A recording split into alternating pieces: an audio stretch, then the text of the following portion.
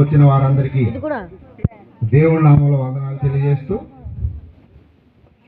దేవుడు ఈ లోకానికి ఎందుకు వచ్చాడు, దేవుడు ఎందుకు సిలువ మీద యాగమయ్యాడు, దేవుడు ఎందుకు 3వ రోజున మరలా లెగిచాడు, ఎందుకు ప్రభు 40 రోజులు శిష్యులకు కనిపించాడు, ఇవన్నీ పాపులుగా ఉన్న మనల్ని పరలోక రాజ్యం తీసుకెళ్ళడానికే అని వాక్యం చెప్తోంది. దేవుని స్తోత్రం, హల్లెలూయా.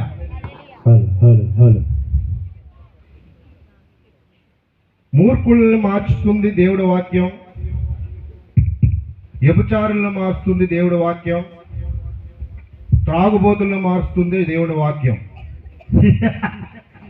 దేవుడి వాక్యం ఎవడెక్కడ స్వార్థ చేస్తుంది? దేవుడి వాక్యం ఏమని ఎవడెక్కడ స్వార్థ చేస్తుంది? సౌలు అనే ఎత్తు గురించి మీకు తెలియదా? సౌలు గురించి నువ్వు ఎప్పుడు వినలేదా? సౌలు అంత తోడు ఉండగా నువ్వు ఇక్కడ స్వార్థ చేస్తావా?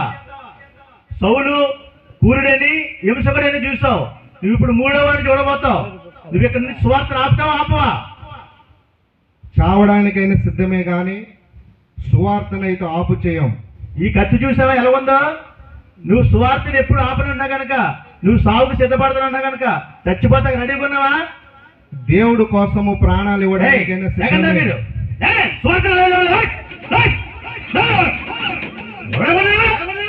మా ప్రాంతాలకు వచ్చి మతబాధ చేస్తారా మీరు? అక్కడ నువ్వు మర్యాదగా వస్తావా? చంపనా? నా ప్రాణాలు ఇవ్వడానికి సిద్ధమే కానీ దేవుడు వాక్యాన్ని విడిచిపెట్టడానికి మేము ఇష్టంగా లేము. ఎలా ఉన్నాయి మీకు స్వార్థ చేద్దాం అంటే? మా ప్రాంతాల్లో మేము తాగుతూ తింటూ మేము ఇష్టానుసారంగా జీవిస్తే మీరు సువార్త అని ఇంకోటి అని చెప్పి మా దేవతలు మేము పూజించుకోకుండా చేస్తారా? మీరు సువార్తకు వచ్చేస్తాం ఎగేసుకుంటూ పొద్దున్నే లెక్చర్ పాపం ఇదో 10 అయిపోయింది, ఇంటింటికి వెళ్తాం. ప్రభువా, నువ్వెంతో మంది రౌడీలను మార్చావు, నువ్వెంతో మంది వ్యభిచారులను మార్చావు, నువ్వెంతో మంది త్రాగుబోతులను మార్చావు, నువ్వెంతో మంది అండహీనంగా ఉన్న వాళ్ళని మార్చావు. ప్రభువా, ఎవరినైనా మార్చొచ్చు, ఈ సౌలు లాంటి వ్యక్తిని మార్చలేరు. ఎంతో మందిని చంపాము, ఎంతో మందిని హతము చేశాము ఈ చేతులతో. ఇటువంటి రాజులను నువ్వు మాకు ఎక్కువ కాదు. ఇప్పుడే చూసావా నీ యొక్క విశ్వాసులు ఏమైపోయారో? చేమల్లా చెదిరిపడి.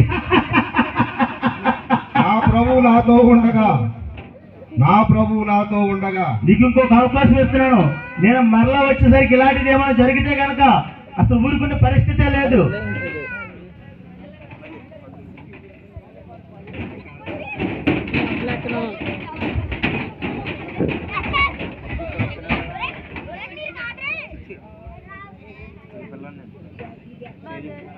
ప్రార్థన చేసుకుంటూ అందరూ కళ్ళు మూసుకోండి. పరిశుద్ధుడా, దేవాధిపతి, దయగల మా యేసయ్య, అనేక మంది మూర్ఖులను మార్చిన దేవా, ఇక ఈ పైడిపాక ప్రాంతంలో ప్రభు రాజు అనేవాడు అక్కడ తిరుగుతున్నాడు. ప్రభు వాడి గర్వంతో రెచ్చిపోతున్నాడు. ప్రభు నీ వాక్యంతో వారిని పట్టుకోనండి, నీ రాజ్యంలో అతను కూడా ఉండులాగున నీ కృపను దయచేయమని అడుగుతున్నాను. ప్రభువా మరీ చెప్పాను, నువ్వు తలుచుకుంటే ఇంకొకసారి నీ సువార్త